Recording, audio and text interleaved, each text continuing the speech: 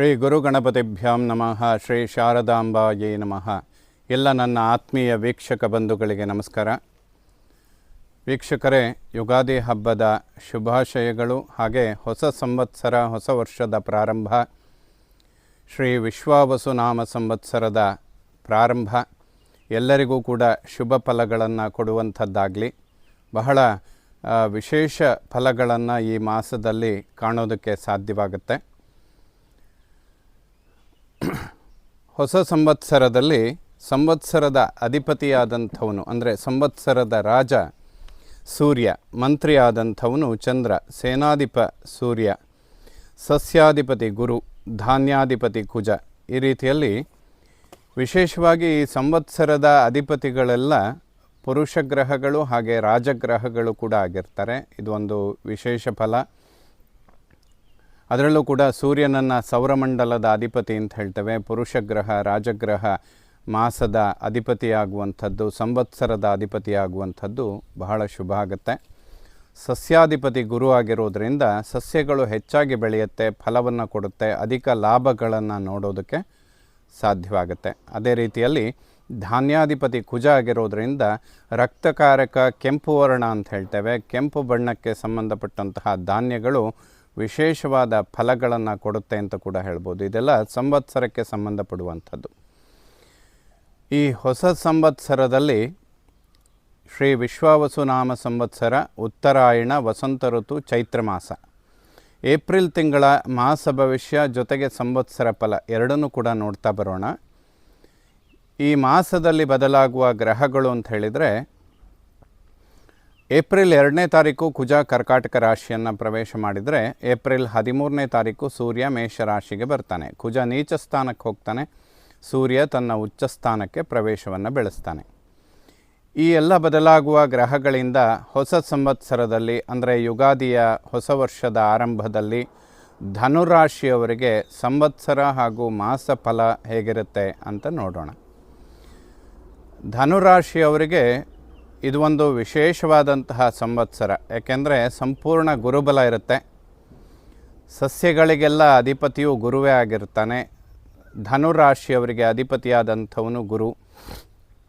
ಆದ್ದರಿಂದ ಸಂಪೂರ್ಣ ಈ ಸಂವತ್ಸರದಲ್ಲಿ ಧನುರಾಶಿಯವರಿಗೆ ಗುರುಬಲ ಅನ್ನುವಂಥದ್ದು ಅದ್ಭುತವಾಗಿರುತ್ತೆ. ಮಾರ್ಚ್ 29ನೇ ತಾರೀಕು ಪರಿವರ್ತನೆ ಆಗಿರುವಂತಹ ಶನಿ ಸುಖಸ್ಥಾನಕ್ಕೆ ಬಂದಿದ್ದಾನೆ ಅನ್ನುವಂಥದ್ದು ವಿಚಾರ ಒಂದು ಬಿಟ್ಟರೆ, ಉಳಿದ ಎಲ್ಲ ಗ್ರಹಗಳಿಂದ ಬಹಳಷ್ಟು ಶುಭ ಫಲಗಳನ್ನು ಧನುರಾಶಿಯವರು ಕಾಣೋದಕ್ಕೆ ಸಾಧ್ಯ ಆಗುತ್ತೆ. ಯಾಕೆಂದರೆ 3ನೇ ಮನೆಯಲ್ಲಿ, ಅಂದರೆ ಪರಾಕ್ರಮದಲ್ಲಿ ರಾಹು ಇರ್ತಾನೆ. ಆ ರಾಹುವಿನ ಮೇಲೆ ಗುರುದೃಷ್ಟಿ ಅನ್ನುವಂಥದ್ದು ಬೀಳ್ತಾ ಇರುತ್ತೆ. ಉಳಿದ ಎಲ್ಲ ಗ್ರಹಗಳ ಚಲನೆ ಆಲ್ಮೋಸ್ಟ್ ಏಪ್ರಿಲ್ 14ರಿಂದ ಮೇಷರಾಶಿಗೆ ಸೂರ್ಯನ ಪ್ರವೇಶ ಆದ ನಂತರದಿಂದ ಸೂರ್ಯ ತನ್ನ ನೀಚ ಕ್ಷೇತ್ರವಾದ ತುಲಾರಾಶಿಗೆ ಬರೋದಕ್ಕೆ 7 ತಿಂಗಳು ತಗೊಳ್ತಾನೆ. ಆಲ್ಮೋಸ್ಟ್ ಆ ಎಲ್ಲ ಸಮಯಗಳವರೆಗೂ ಕೂಡ ಉಳಿದ ಗ್ರಹಗಳ ಚಲನೆಗಳು ಕೂಡ ಅದ್ಭುತವಾಗಿರುತ್ತೆ ಅಂತಲೇ ಹೇಳ್ಬೋದು. ಸೊ ಧನುರಾಶಿಯವರಿಗೆ, ಅದರಲ್ಲೂ ಪಂಚಾಂಗದ ಸಂವತ್ಸರ ಫಲದ ಪ್ರಕಾರ ಮೂಲ ನಕ್ಷತ್ರ, ಪೂರ್ವಾಷಾಢ, ಉತ್ತರಾಷಾಢ, ಈ 3 ನಕ್ಷತ್ರಗಳಲ್ಲಿ ಪೂರ್ವಾಷಾಢ ಮತ್ತು ಉತ್ತರಾಷಾಢ ನಕ್ಷತ್ರದವರಿಗೆ ಹೆಚ್ಚಿನ ಅಧಿಕ ಲಾಭ ಅಂಥೇಳಿ ಕಂದಾಯದ ವಿಚಾರಗಳಲ್ಲಿ ಪಂಚಾಂಗದಲ್ಲಿ ತಿಳಿಸಿರುವಂಥದ್ದಿದೆ. ಹಾಗಾಗಿ ಈ ಸಂವತ್ಸರದಲ್ಲಿ ಧನುರಾಶಿಯವರು ಅತಿ ಹೆಚ್ಚಿನ ಶುಭ ಫಲಗಳನ್ನು ಕಾಣೋದಕ್ಕೆ ಖಂಡಿತವಾಗಲೂ ಸಾಧ್ಯವಾಗುತ್ತೆ. ಇನ್ನು ಆರೋಗ್ಯದ ವಿಚಾರಗಳಿಗೆ ಬರೋದಾದರೆ, ಧನುರ್ಲಗ್ನ ಧನುರಾಶಿಗೆ ಅಧಿಪತಿಯಾದಂತಹ ಗುರು ಸಪ್ತಮ ಕೇಂದ್ರದಲ್ಲಿರ್ತಾನೆ. ಚಂದ್ರನಿಂದ ಕೇಂದ್ರದಲ್ಲಿ ಗುರು ಬಂದಾಗ ಗಜಕೇಸರಿ ಯೋಗ ಅಂತ ಹೇಳ್ತೇವೆ. ಯಾರ್ಯಾರ ಜಾತಕದಲ್ಲಿ ಜನ್ಮತಃ ಚಂದ್ರನಿಂದ ಕೇಂದ್ರದಲ್ಲಿ ಗುರು ಬರ್ತಾನೆ, ಆ ಗಜಕೇಸರಿ ಯೋಗ ಅನ್ನುವಂಥದ್ದು ಮೂಲ ಜಾತಕದಲ್ಲಿ ಯಾರ್ಯಾರಿಗಿರುತ್ತೋ ಅವರಿಗೆಲ್ಲ ಈ ಸಂವತ್ಸರ ಅಧಿಕವಾದ ಲಾಭಗಳನ್ನು ತಂದುಕೊಡುತ್ತೆ. ಯಾಕೆಂದರೆ ನಿಮಗೆ ಗೋಚಾರದಲ್ಲೂ ಕೂಡ ಒಂದು ಗಜಕೇಸರಿ ಯೋಗ ಅನ್ನುವಂಥದ್ದು ಸೃಷ್ಟಿಯಾಗುತ್ತೆ.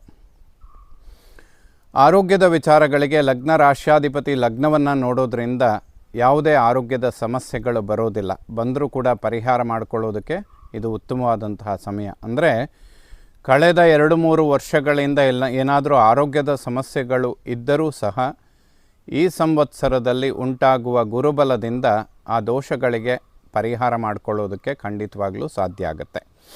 ವಿಶೇಷವಾಗಿ ಲಗ್ನದಲ್ಲಿ ಯಾವುದಾದ್ರೂ ಗ್ರಹ ಇರಬೇಕು ಅಥವಾ ಲಗ್ನದ ಮೇಲೆ ಗುರುದೃಷ್ಟಿ ಬೀಳುವಂಥದ್ದು ಬಹಳ ಶುಭ ಅಂತ ಹೇಳಿದೆ. ಜ್ಯೋತಿಷಾಸ್ತ್ರದಲ್ಲಿ ಲಗ್ನ ಮತ್ತು ರಾಶಿ ಎರಡು ಆಧಾರಗಳನ್ನು ಇಟ್ಕೊಂಡು ನೋಡುವಾಗ ಯಾವುದರ ಆಧಾರದ ಮೇಲೆ ನೋಡಬೇಕು ಜಾತಕವನ್ನು ಅನ್ನುವಂತಹ ಜಿಜ್ಞಾಸೆಗಳು ಬಂದಾಗ ಲಗ್ನ ಅಥವಾ ರಾಶಿಯ ಮೇಲೆ ಯಾವುದರ ಮೇಲೆ ಗುರುದೃಷ್ಟಿ ಇರುತ್ತೋ ಅದರ ಆಧಾರದ ಮೇಲೆ ಹೆಚ್ಚಾಗಿ ಜಾತಕಗಳು ಫಲ ಕೊಡುತ್ತೆ ಅಂತ ಹೇಳ್ತಾರೆ. ಆ ರೀತಿಯಲ್ಲಿ ಧನುರಾಶಿಯವರಿಗೆ ಈಗ ರಾಶಿಯ ಮೇಲೆ ಗುರುದೃಷ್ಟಿ ಬೀಳುವಂಥದ್ದು ಅದ್ಭುತ ಲಾಭಗಳನ್ನು ಕೊಡುತ್ತೆ. ಖಂಡಿತ ಆರೋಗ್ಯಕ್ಕೆ ಬಹಳಷ್ಟು ಶುಭ.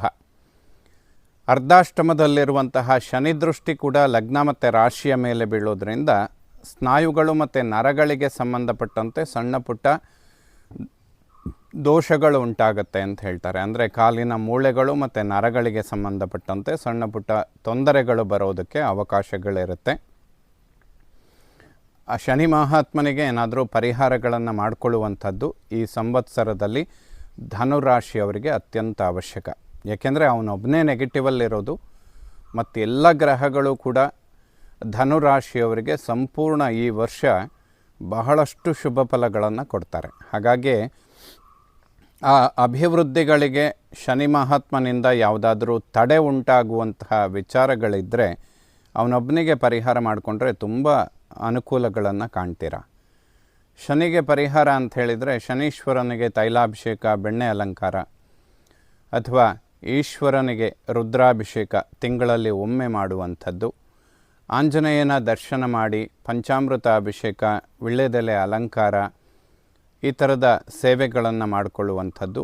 ಜೊತೆಗೆ ರಾಮನ ಆರಾಧನೆ ಮಾಡುವಂಥದ್ದು, ಅಂದರೆ ಕೂತಿರುವ ರಾಮ ಪಟ್ಟಾಭಿರಾಮನ ಆರಾಧನೆ ಮಾಡುವಂಥದ್ದು, ರಾಮರಕ್ಷಾ ಸ್ತೋತ್ರಗಳನ್ನು ಪಠನೆ ಮಾಡುವಂಥದ್ದು, ಅಥವಾ ಸುಂದರಕಾಂಡ ಪಾರಾಯಣ ಮಾಡುವಂಥದ್ದು. ಇವೆಲ್ಲ 2.5 ವರ್ಷಗಳ ಕಾಲ ಅರ್ಧಾಷ್ಟಮದಲ್ಲಿ ಶನಿ ಇರ್ತಾನೆ. ಹಾಗಾಗಿ ವರ್ಷಕ್ಕೆ ಒಂದು ಸರಿ ಪಾರಾಯಣ ಮಾಡಿದರೂ ಕೂಡ ಸಂಪೂರ್ಣ ವರ್ಷಗಳು ಅಥವಾ ಸಂವತ್ಸರದ ಅಂತ್ಯದ ತನಕ ಶುಭ ಫಲಗಳನ್ನು ಕಾಣ್ಬೋದು.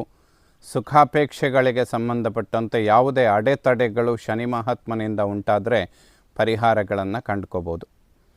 ಧನುರಾಶಿಯವರಿಗೆ ಉಳಿದಂತೆ ಯಾವುದೇ ನೆಗೆಟಿವ್ಗಳಿಲ್ಲ, ತುಂಬ ಕನ್ಫ್ಯೂಷನ್ ಆಗುವ ಅವಶ್ಯಕತೆಗಳಿಲ್ಲ. ಯಾಕೆಂದರೆ 8 ಗ್ರಹಗಳ ಚಲನೆಯನ್ನು ಶುಭ ಸ್ಥಾನದಲ್ಲೇ ಆಗ್ತಾಯಿದೆ ಅಂತ ತಿಳ್ಕೊಳ್ಳೋದಕ್ಕೆ ಯಾವುದೇ ಸಂಶಯ ಬೇಡ. ಯಾಕೆಂದರೆ ಗುರು ಚೆನ್ನಾಗಿರ್ತಾನೆ, ರಾಹುಕೇತುಗಳು ಚೆನ್ನಾಗಿರ್ತಾರೆ. ನೋಡಿ, ನಾವು ಹೆಚ್ಚಿನದಾಗಿ ಗೋಚಾರ ಫಲದಲ್ಲಿ ಎಲ್ಲರೂ ಕೂಡ ಸಮಸ್ಯೆಗಳನ್ನು ನೋಡುವಂಥದ್ದು ಶನಿ, ಗುರು, ರಾಹು, ಕೇತು ಮತ್ತು ಕುಜನ ಸಂಚಾರ.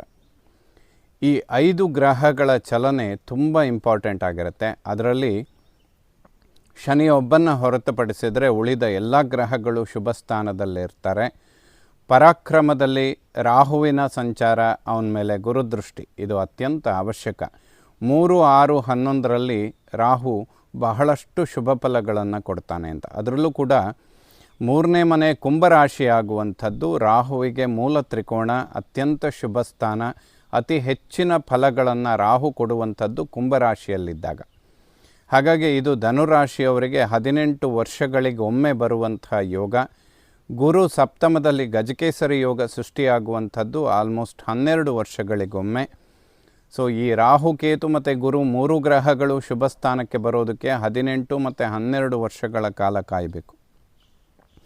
ಆ 3 ಗ್ರಹಗಳು ಧನುರಾಶಿಯವರಿಗೆ ತುಂಬ ಪಾಸಿಟಿವಲ್ಲಿರ್ತಾರೆ. ಆಲ್ಮೋಸ್ಟ್ 90-95% ಅಂತ ಹೇಳ್ಬೋದು. ಇದನ್ನು ಉಪಯೋಗಿಸ್ಕೊಂಡ್ರೆ ಬಹಳಷ್ಟು ಅನುಕೂಲಗಳನ್ನು ಕಾಣೋದಕ್ಕೆ ಸಾಧ್ಯವಾಗುತ್ತೆ.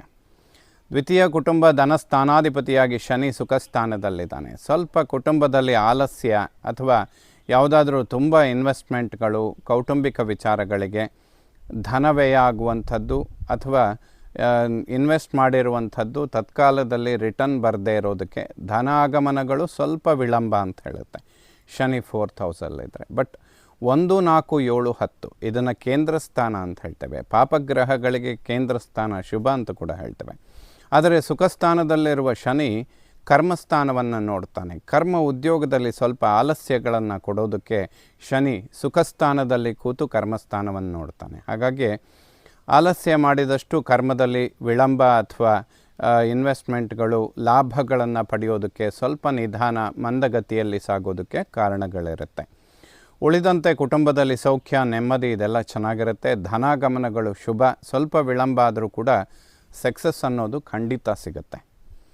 ಒಡಹುಟ್ಟು ಸೋದರ ಪರಾಕ್ರಮ ಸ್ಥಾನಾಧಿಪತಿ ಶನಿ ಸುಖಸ್ಥಾನದಲ್ಲಿರ್ತಾನೆ. ಆ ಸ್ಥಾನದಲ್ಲಿ ರಾಹುವಿನ ಸಂಚಾರ. ಒಡಹುಟ್ಟುಗಳ ನಡುವೆ ಸಾಮರಸ್ಯ ಚೆನ್ನಾಗಿರುತ್ತೆ, ಬಟ್ ಎಕ್ಸ್ಪೆಕ್ಟೇಷನ್ ತುಂಬ ಹೈ ಇರುತ್ತೆ ಅಂತ ಕೂಡ ಹೇಳ್ಬೋದು. ಅಂದರೆ ಈ ಸಮಯದಲ್ಲಿ ಒಬ್ಬರಿಂದ ಒಬ್ಬರಿಗೆ ಸಹಾಯಗಳನ್ನು ಏನಾದರೂ ಎಕ್ಸ್ಪೆಕ್ಟ್ ಮಾಡಿದರೆ ಅದು ಒನ್ ವೇ ಆಗಿರುತ್ತೆ, ಅಂದರೆ ಒನ್ ಸೈಡೆಡ್ ಆಗಿರುತ್ತೆ.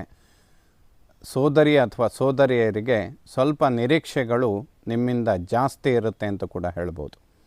ಧನುರಾಶಿಯವರಿಗೆ ಯಾವುದಾದ್ರೂ ಬ್ಯಾಂಕ್ ಲೋನ್ಗಳನ್ನು ಎಕ್ಸ್ಪೆಕ್ಟ್ ಮಾಡಿದರೆ ಸಕಾಲಕ್ಕೆ ಸರಿಯಾಗಿ ಸಿಗುತ್ತೆ. ನೀವು ಎಕ್ಸ್ಪೆಕ್ಟ್ ಮಾಡಿದ್ದಕ್ಕಿಂತ ಜಾಸ್ತಿನೂ ಸಿಗ್ಬೋದು. ಬಟ್ ಇನ್ವೆಸ್ಟ್ಮೆಂಟ್ ಮಾಡುವಾಗ ತುಂಬ ಎಚ್ಚರಿಕೆ ಇಟ್ಕೊಳ್ಬೇಕು. ಅದರಲ್ಲೂ ಕೂಡ ಸುಖಾಪೇಕ್ಷೆಗಳಿಗೆ ಸಂಬಂಧಪಟ್ಟಂತೆ, ಅಂದರೆ ವಾಹನದ ಸುಖ, ಭೂಮಿಯ ಸುಖ ಅಥವಾ ಪ್ರಾಪರ್ಟಿ, ಸ್ವಂತ ಮನೆ ಕಟ್ಟುವಂಥದ್ದು, ಇವೆಲ್ಲ ಒಂದು ರೀತಿಯಲ್ಲಿ ಸುಖ ಸ್ಥಾನಕ್ಕೆ ಸಂಬಂಧಪಡುವಂಥದ್ದು.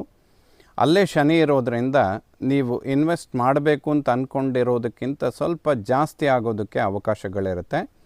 ಅದನ್ನು ಒಂದು ಲಿಮಿಟಲ್ಲಿ ಇಟ್ಕೊಳ್ಳೋದು ತುಂಬ ಉತ್ತಮ. ಯಾಕೆಂದರೆ ಶನಿ ವ್ಯಯ ಮಾಡಿಸೋದಕ್ಕೆ ಹಲವಾರು ಕಾರಣಗಳನ್ನು ಕೊಡ್ತಾನೆ. ಪ್ರಾರಂಭದಲ್ಲೇ ಅದನ್ನು ಅವಾಯ್ಡ್ ಮಾಡಿಕೊಂಡ್ರೆ ಮುಂದೆ ತುಂಬ ಉತ್ತಮವಾಗುತ್ತೆ. ಗುರು ಯಾವಾಗ ಕೇಂದ್ರ ಸ್ಥಾನಕ್ಕೆ ಬರ್ತಾನೆ, ನೀವು ನಿಮ್ಮ ಎಕ್ಸ್ಪೆಕ್ಟೇಷನ್ಗಳು ನಿಮಗೆ ಗೊತ್ತಿಲ್ಲದೆ ಇದ್ದ ರೀತಿಯಲ್ಲಿ ತುಂಬ ದೊಡ್ಡ ಮಟ್ಟಕ್ಕೆ ಹೋಗೋದಕ್ಕೆ ಅವಕಾಶಗಳಿರುತ್ತೆ. ಶನಿ ಆವಾಗ ಟೆನ್ಷನ್ಗಳನ್ನು ಕ್ರಿಯೇಟ್ ಮಾಡ್ತಾನೆ. ಸೊ ಗುರು ಸ್ವಲ್ಪ ಓವರ್ ಕಾನ್ಫಿಡೆನ್ಸನ್ನು ಕೂಡ ಕೊಡ್ತಾನೆ. ಇದನ್ನೆಲ್ಲ ಬ್ಯಾಲೆನ್ಸ್ ಮಾಡಿಕೊಂಡ್ರೆ ಶನಿ ದೋಷಗಳಿಂದ ಉಂಟಾಗುವ ಸಮಸ್ಯೆಗಳಿಗೆ ಉತ್ತಮವಾದಂತಹ ಪರಿಹಾರ ಸಿಗುತ್ತೆ ಅಂತ ಹೇಳ್ಬೋದು. ಹಣಕಾಸಿನ ವಿಚಾರದಲ್ಲಿ ಯಾವುದೇ ಸಮಸ್ಯೆಗಳು ಉಂಟಾಗೋದಿಲ್ಲ, ಬಹಳ ಶುಭ. 4th ಹೌಸ್ ವಿದ್ಯೆ, ಮಾತೃ, ವಾಹನ, ಸುಖ, ಪ್ರಾಪರ್ಟಿ. 4ರಲ್ಲಿ ಶನಿ ವಿದ್ಯಾರ್ಜನೆ ಮಾಡುವಂತಹ ಮಕ್ಕಳಿಗೆ ಸ್ವಲ್ಪ ಹಿನ್ನಡೆ ಆಗುತ್ತೆ. ಅಂದರೆ ಆಲಸ್ಯಗಳನ್ನು ಬಿಟ್ಟರೆ ಖಂಡಿತವಾಗ್ಲೂ ಅಭಿವೃದ್ಧಿಗಳನ್ನು ಮಕ್ಕಳು ಕಾಣ್ತಾರೆ. ಮಾತೃವಿನ ಆರೋಗ್ಯ, ಕಾಲಿನ ಸ್ನಾಯುಗಳು ಮತ್ತು ನರಗಳಿಗೆ ಸಂಬಂಧಪಟ್ಟಂತಹ ಆರೋಗ್ಯದ ಸಮಸ್ಯೆಗಳು ಅಥವಾ ಹೆಡ್ಡೇಕ್ ಬರುವಂಥದ್ದು, ಸಣ್ಣ ಪ್ರಮಾಣದಲ್ಲಿ ತಲೆನೋವು ಅಥವಾ ಸ್ನಾಯುಗಳ ಒಂದು ಸೆಳೆತ, ಇದೆಲ್ಲ ಜಾಯಿಂಟ್ ಪೇಯ್ನ್ಗಳು ಮಾತೃವನ್ನು ಬಾಧಿಸುತ್ತೆ ಅಂತ ಹೇಳುತ್ತೆ. ವಾಹನ ಚಾಲನೆ ಮಾಡುವಂತಹ ವಿಚಾರಗಳಲ್ಲಿ ಸ್ವಲ್ಪ ಮುನ್ನೆಚ್ಚರಿಕೆಗಳನ್ನು ತೆಗೆದುಕೊಳ್ಬೇಕು. ತುಂಬ ಏನು ರಿಸ್ಕ್ ಅನ್ನುವಂಥದ್ದೇನಿಲ್ಲ, ಬಟ್ ವಾಹನಕ್ಕೆ ಸಂಬಂಧಪಟ್ಟಂತೆ ಖರ್ಚು ವೆಚ್ಚಗಳು ಸ್ವಲ್ಪ ಜಾಸ್ತಿ ಆಗುತ್ತೆ ಅಂತ ಹೇಳುತ್ತೆ. ಅಂದರೆ ವೆಹಿಕಲ್ ಡ್ಯಾಮೇಜ್ ಆಗುವ ಸಮಸ್ಯೆಗಳು ಸ್ವಲ್ಪ ಜಾಸ್ತಿ ಇರುತ್ತೆ. ಇದನ್ನು ಅವಾಯ್ಡ್ ಮಾಡ್ಕೊಳ್ಳೋದಕ್ಕೆ ಶನಿ ಮತ್ತು ಈಶ್ವರ ಆಂಜನೇಯನ ಆರಾಧನೆ ಮಾಡುವಂಥದ್ದು ಅತ್ಯಂತ ಅವಶ್ಯಕ. ಮತ್ತು ಯಾವುದೇ ಪ್ರಾಪರ್ಟಿ ಮೇಲೆ, ಅಂದರೆ ಭೂಮಿ ಖರೀದಿ ಮಾಡುವಂಥದ್ದು, ಮನೆ ಕಟ್ಟುವಂಥ ವಿಚಾರಗಳಿದ್ದರೆ ಈ ಗುರುಬಲ ಖಂಡಿತ ಅನುಕೂಲಗಳನ್ನು ಮಾಡಿಕೊಡುತ್ತೆ. ಬಟ್ ಸ್ವಲ್ಪ ಓವರ್ ಕಾನ್ಫಿಡೆನ್ಸ್ ಜಾಸ್ತಿಯಾಗಿ ನಿಮ್ಮ ಲಿಮಿಟೇಷನನ್ನು ಮೀರಿ ವ್ಯಯ ಆಗೋದಕ್ಕೆ, ಅಂದರೆ ಖರ್ಚಾಗೋದಕ್ಕೆ ಅವಕಾಶಗಳಿರುತ್ತೆ. ಇದು ಒಂದನ್ನು ಅವಾಯ್ಡ್ ಮಾಡಿಕೊಂಡ್ರೆ ಉಳಿದಿದ್ದೆಲ್ಲ ನಿಮ್ಮ ಹಿಡಿತದಲ್ಲಿರುತ್ತೆ, ಯಾವುದೇ ಸಮಸ್ಯೆಗಳು ಉಂಟಾಗೋದಿಲ್ಲ. ಸೊ ಪ್ರಾಪರ್ಟಿ ಅಥವಾ ಭೂಮಿ ಖರೀದಿ ಮಾಡುವಂತಹ ವಿಚಾರಗಳಿದ್ದರೆ ಧನುರಾಶಿಯವರು ಮೇ 18ನೇ ತಾರೀಕಿನ ನಂತರ ಮಾಡಿಕೊಳ್ಳುವಂಥದ್ದು ಖಂಡಿತ ಶುಭ ಆಗುತ್ತೆ. ಅದರಲ್ಲೂ ಈ ಮಾಸಗಳಲ್ಲಿ ಶುಕ್ರ ಉಚ್ಚಕ್ಷೇತ್ರದಲ್ಲಿರುವಂಥದ್ದು ಧನುರಾಶಿಯವರಿಗೆ ಬಹಳಷ್ಟು ಶುಭ ಫಲ ಅಂತ ಹೇಳ್ಬೋದು. ವಸ್ತ್ರ ಖರೀದಿ ಮಾಡುವಂಥದ್ದು, ಆಭರಣ, ಇದಕ್ಕೆಲ್ಲ ಬಹಳ ಉತ್ತಮವಾದಂತಹ ಸಮಯ. ಪಂಚಮ ಜ್ಞಾನ, ಸಂತಾನ, ಪೂರ್ವಪರ ಪುಣ್ಯ. ಒಂದು ಉತ್ತಮವಾದಂತಹ ಜ್ಞಾನ, ಒಂದು ಉತ್ತಮವಾದಂತಹ ಸಂತಾನ ಪಡಿಬೇಕಾದ್ರೆ ಪೂರ್ವಜನ್ಮದ ಪುಣ್ಯ ಇರಬೇಕು ಅಂತ. ಏಪ್ರಿಲ್ 2ನೇ ತಾರೀಕಿನಿಂದ ಪಂಚಮಾಧಿಪತಿ ಕುಜ ಅಷ್ಟಮದಲ್ಲಿ ನೀಚನಾಗಿರ್ತಾನೆ. ಸೊ ಸಂತಾನದ ಅಂಚಿನಲ್ಲಿರುವಂಥವರು ಸುಬ್ರಹ್ಮಣ್ಯ ಮತ್ತು ಲಕ್ಷ್ಮೀ ನರಸಿಂಹನಿಗೆ ಸಂಬಂಧಪಟ್ಟಂತಹ ಸ್ತೋತ್ರಗಳನ್ನು ಪಠನೆ ಮಾಡಿದರೆ ಖಂಡಿತ ಶುಭ ಆಗುತ್ತೆ.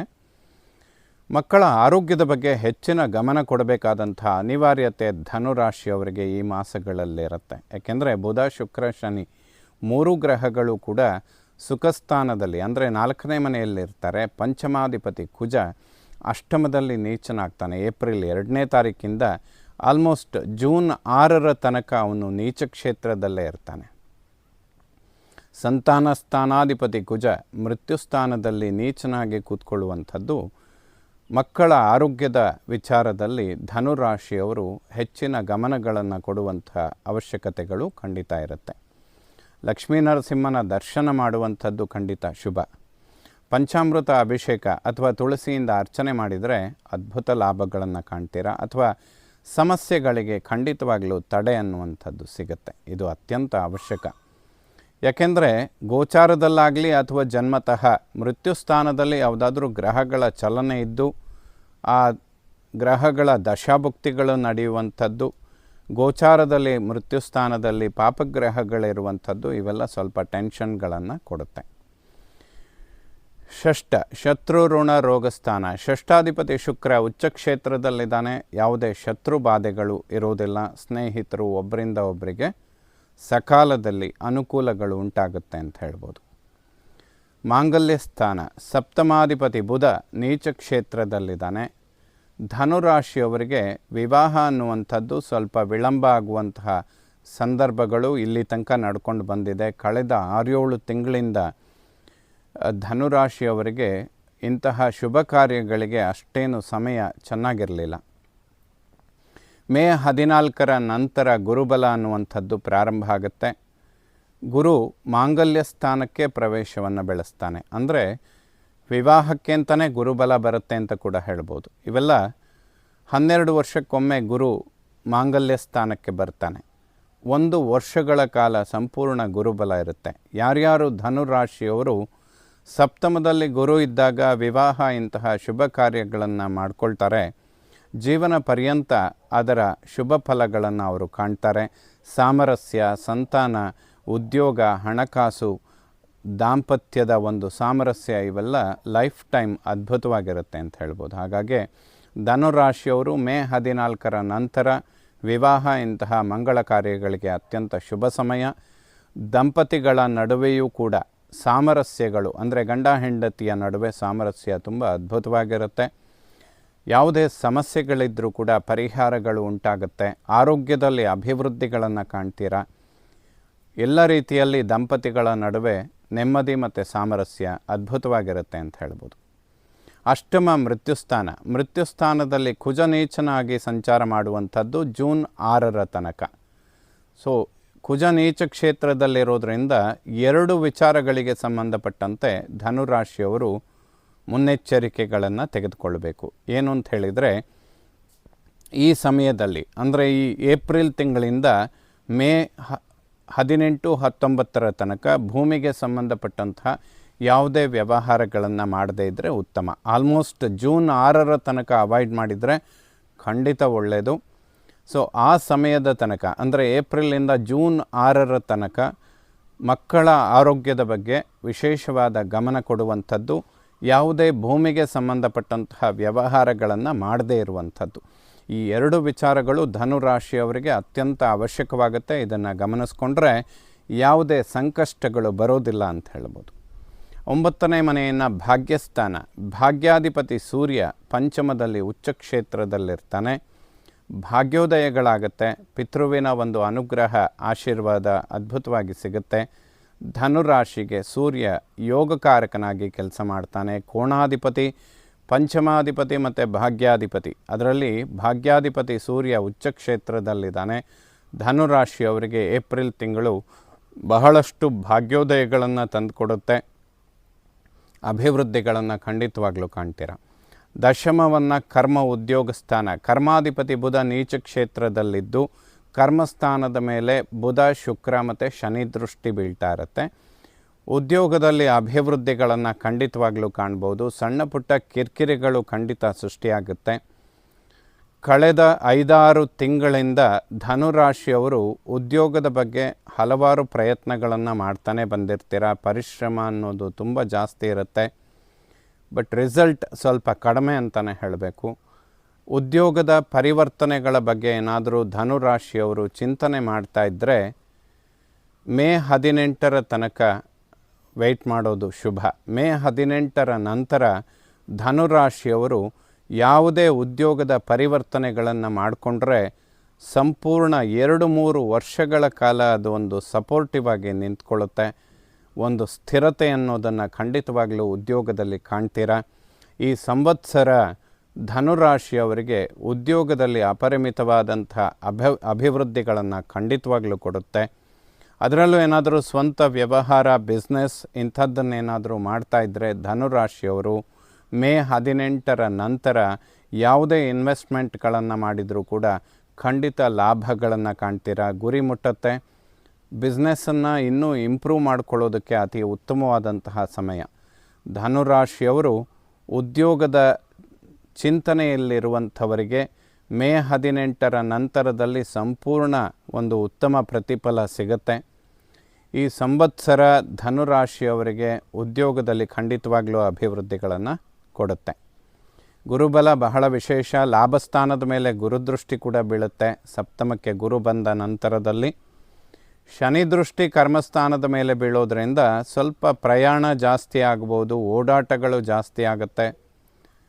ಅದೇ ರೀತಿಯಲ್ಲಿ ಕೆಲವೊಮ್ಮೆ ಸುಖಸ್ಥಾನದಲ್ಲಿರುವ ಶನಿ ನೋಡಿದರೆ ಆಲಸ್ಯವನ್ನು ಬಿಟ್ಟು ಕೆಲಸ ಮಾಡಿದರೆ ಖಂಡಿತ ಅಭಿವೃದ್ಧಿಗಳನ್ನು ಕಾಣ್ತೀರ.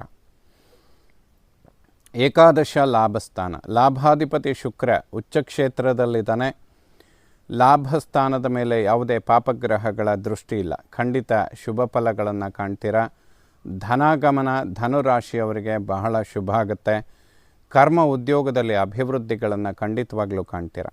ವ್ಯಯಭಾವವನ್ನು ಮೋಕ್ಷಸ್ಥಾನ. ವ್ಯಯಾಧಿಪತಿ ಕುಜ ಅಷ್ಟಮದಲ್ಲಿ ನೀಚ ಸ್ಥಾನದಲ್ಲಿದ್ದು ದ್ವಿತೀಯ ವಾಕ್ಸ್ಥಾನ ಧನಸ್ಥಾನವನ್ನು ಕುಜ ನೋಡ್ತಾನೆ. ಧನಾಗಮನವೂ ಆಗುತ್ತೆ, ಅದೇ ರೀತಿಯಲ್ಲಿ ಧನ ವ್ಯಯ ಕೂಡ ಆಗುತ್ತೆ. ಬಂದಿರೋದನ್ನು ಸೇವಿಂಗ್ಸ್ ಮಾಡ್ಕೊಳ್ಳೋದಕ್ಕೆ ಅಥವಾ ಉಳಿಸೋದಕ್ಕೆ ಈ 1-2 ಮಾಸಗಳು ಸ್ವಲ್ಪ ಖರ್ಚು ವೆಚ್ಚಗಳು ಜಾಸ್ತಿ ಆಗುತ್ತೆ. ಯಾಕೆಂದರೆ ಕುಜ ಅಷ್ಟಮದಿಂದ ಧನಸ್ಥಾನವನ್ನು ನೋಡ್ತಾನೆ. ಅವನು ಮಿತ್ರನಾಗಿರೋದ್ರಿಂದ ಧನಾಗಮನ ಶುಭ, ಆದರೆ ಧನವ್ಯಯ ಕೂಡ ಅದೇ ಪ್ರಮಾಣದಲ್ಲಿ ಇರುತ್ತೆ. ಮುಂದಿನ ದಿನಗಳಲ್ಲಿ ಗುರುಬಲ ಪ್ರಾರಂಭ ಆದ ನಂತರ ಮೇ 14ರ ನಂತರದಲ್ಲಿ ಈ ಸಮಸ್ಯೆಗೆ ಒಂದು ಉತ್ತಮವಾದಂತಹ ಪರಿಹಾರ ಖಂಡಿತವಾಗಲೂ ಸಿಗುತ್ತೆ. ಸೊ ಧನುರಾಶಿಯವರಿಗೆ ಶ್ರೀ ವಿಶ್ವಾವಸು ನಾಮ ಸಂವತ್ಸರ ಖಂಡಿತ ಶುಭ ಫಲಗಳನ್ನು ಕೊಡುತ್ತೆ. ಅದರಲ್ಲೂ ಏಪ್ರಿಲ್ ತಿಂಗಳಲ್ಲಿ ಬಹಳಷ್ಟು ಶುಭ ಫಲಗಳನ್ನು ಕಾಣ್ತೀರಾ. ಏಕೆಂದರೆ ಶುಕ್ರ ಉಚ್ಚಕ್ಷೇತ್ರದಲ್ಲಿದ್ದಾನೆ, ಸೂರ್ಯ ಉಚ್ಚಕ್ಷೇತ್ರದಲ್ಲಿದ್ದಾನೆ, ಗುರು ಗಜಕೇಸರಿ ಯೋಗದ ಕಡೆಗೆ ಪ್ರಯಾಣ ಬೆಳೆಸ್ತಾ ಇದ್ದಾನೆ, ರಾಹು ಪರಾಕ್ರಮಕ್ಕೆ ಬರುವಂಥವನಿದ್ದಾನೆ, ಅವನ ಮೇಲೆ ಗುರುದೃಷ್ಟಿ ಕೂಡ ಬೀಳುವಂಥದ್ದಿದೆ. ಸೊ ಸಂಪೂರ್ಣ ಈ ಸಂವತ್ಸರ ಧನುರಾಶಿಯವರಿಗೆ ಕಳೆದ 6 ತಿಂಗಳಿಂದ ಉಂಟಾಗಿರುವ ಸಮಸ್ಯೆಗಳಿಗೆ ಖಂಡಿತವಾಗಲೂ ಪರಿಹಾರಗಳನ್ನು ಕೊಡುತ್ತೆ. ಅಧಿಕವಾದ ಲಾಭಗಳನ್ನು ಖಂಡಿತವಾಗಲೂ ಕಾಣ್ತೀರ. ಹೊಸ ಸಂವತ್ಸರ, ಹೊಸ ವರ್ಷ ಧನುರಾಶಿಯವರಿಗೆ ಅತ್ಯಧಿಕ ಶುಭ ಫಲಗಳನ್ನು ಕೊಡುವಂಥದ್ದಾಗಲಿ, ದುಸ್ಥಾನದಲ್ಲಿರುವಂತಹ ಗ್ರಹಗಳು ಶುಭ ಫಲಗಳನ್ನು ಕೊಡುವಂಥವರಾಗಲಿ, ಶುಭ ಸ್ಥಾನದಲ್ಲಿರುವಂತಹ ಗ್ರಹಗಳು ಅತಿಶಯ ಶುಭ ಫಲಗಳನ್ನು ಕೊಡುವಂಥದ್ದಾಗಲಿ, ಶ್ರೀ ಶಾರದಾ ಪರಮೇಶ್ವರಿಯ ಸಂಪೂರ್ಣ ಅನುಗ್ರಹ ಎಲ್ಲ ನನ್ನ ವೀಕ್ಷಕ ಬಂಧುಗಳ ಮೇಲಿರಲಿ. ಶುಭವಾಗಲಿ ವೀಕ್ಷಕರು.